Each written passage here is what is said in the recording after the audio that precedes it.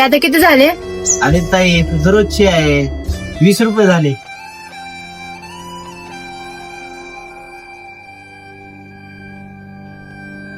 काय झाले ताई, आज तुझं तोंड लय बारीक दिसतंय.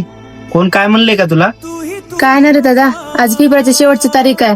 पप्पाचे पैसे पण जमा झाले नाहीत. खूप टेन्शन आहे रे आज मला. हे घे ताई, माझ्या बहिणीच्या लग्नासाठी मी पैसे साचवले होते. तुझं शिक्षण महत्वाचं आहे, तुझं स्वप्न तुटायला नाही पाहिजे. पण हे मी दादा कसा घेऊ? ताई टेन्शन घेऊ नको, तू मला मोठा भाऊ मानलीस ना, हक्क आहे माझा तुझ्यावर.